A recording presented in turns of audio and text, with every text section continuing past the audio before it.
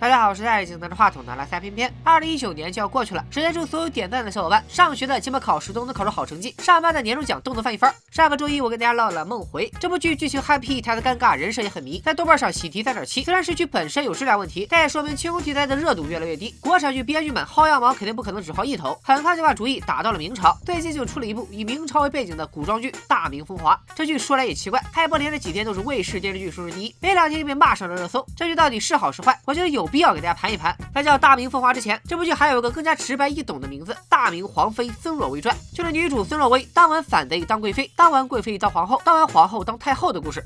这不就是古装玛丽苏吗？故事开始是在明朝靖难之役时，不知道靖难之役的历史该补课了。就是朱元璋的儿子朱棣被自己的大侄子建文帝朱允文逼得造了反，一不小心还成功当了皇帝。朱棣攻进南京城后，对朱允文忠心的御史大夫景钦被杀，留下一大一小2个女儿。这姐妹俩在混乱中失散，姐姐也就是女主被父亲的故交救走，改名孙若薇，从小就被教育要为君为父报仇，成了大明朝第一位无证上岗的女反贼。妹妹也就是女儿，被宫中的女官收养，改名胡善祥，在深宫中长大，成年后也当了女官，看着倒是也挺端庄大方的，但我总觉得下一秒她就能使出唐氏变法则来。做王的女人，就是终于有一天你觉得死算什么。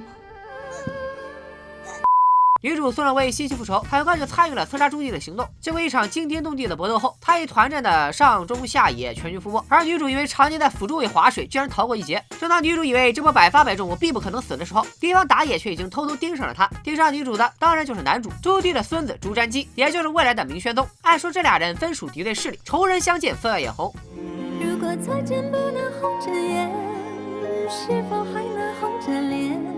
没错，这俩人就是莫名其妙的相爱了。接下来的剧情走向，用定都能想出来是怎么回事。女主背负血海深仇，但却冲破一切阻碍和男主相爱。不巧的是，女二也爱上了男主。在争夺男主的过程中，女主接连黑化，互相伤害。中途发现对方竟然是自己13多年的亲姐妹，但是谁都回不了头了。为了体现女主的强手，还特地安排了男二从中插足，给男女主的爱情整上一点小波澜。怎么狗血怎么来。如果只是狗血，那也就算了，毕竟国产恋爱剧的套路就摆在这儿，要么撒狗血，要么打鸡血。但只要 CP 甜到齁，大家照样能把整部剧磕下来。不过大明风华的男女主 CP 是真的不 OK， 磕不动其实主要怪造型。女主汤唯多漂亮多有气质，但是这部剧里的造型真的是没眼看。请大家仔细欣赏下汤唯在剧里的几种扮相，首先是皇后扮相，再看看男装扮相，还有女装，最后就是网上盛传一时的神图。这个妆发真的是绝了，避开了汤唯外形上的一切优势，充分放大了她外形上的缺点。好好的一个大美女，硬生生给整得像戴着假发的女装大佬。那么这种惊世骇俗的造型到底是出自谁手呢？那必然是大头的协会终身荣誉会员、发际线秃噜者、没有感情的刘海杀手张淑平。张淑平老师过往的美术指导功力大家有目共睹，《花样年华》里张曼玉的旗袍造型让人终身难忘，《倩女幽魂》里的王祖贤更是美得没边了。但现在这水平真的是很不稳定，杨幂分分钟都能哭晕过去。不过霍霍完汤唯还不算完，事实证明朱亚文也受到了致命打击，因为把头发使劲向后梳，朱亚文的眼角也跟着上挑，显得眼睛特别小。然后好死不死还给朱亚文整了个飞鱼服，所以呈现出来的效果相当雷人。男女主初见面应该是一见无终身的，但实际上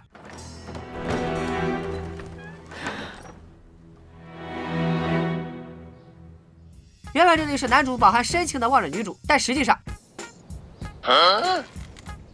好好一个硬汉，怎么给整得困里困气了？大家别误会啊，我说的是演场贡与华田的陈坤。总之，女装大佬和场贡的 CP， 那得多好的牙口才能磕得动啊！如果只是一部不甜又狗血的古装玛丽苏，那完全不至于被骂上热搜。而他被骂的原因，其实是剧里出现了这一幕。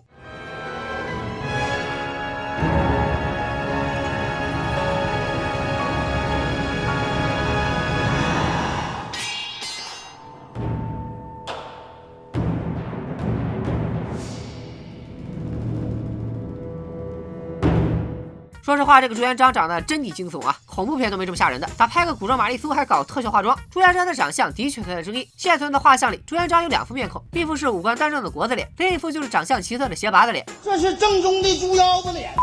大明风华明显是在还原第2种长相，但我觉得吧，虽然斜拔子脸的朱元璋曾经还出现在教科书上，但现在已经都被国字脸给代替了，说明第1种长相更加受学术界认可。你这要标榜自己还原历史，起码要选取更加可信的观点吧。其实继续往下看的话，就会发现这部剧各种历史小 bug 还是不少的，比如朱棣在当上皇帝后回忆过去的不容易。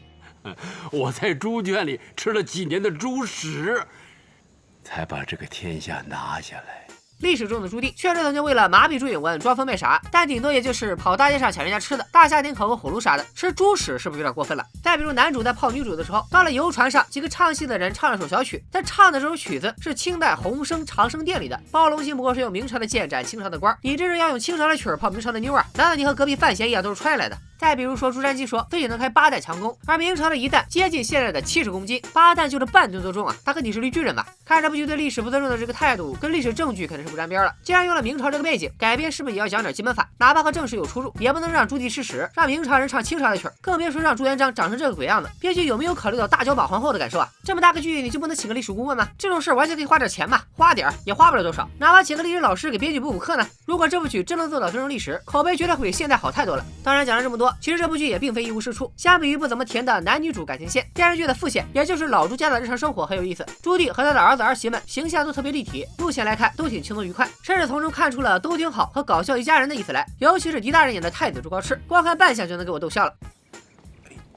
哎，儿子回来的正好。哎，御医刚教了我一套太极剑呐，说我呀不能再胖，再胖心肝脾肺肾都受不了了。昨儿晚上我就少吃了4碗饭呢，看我瘦了没有？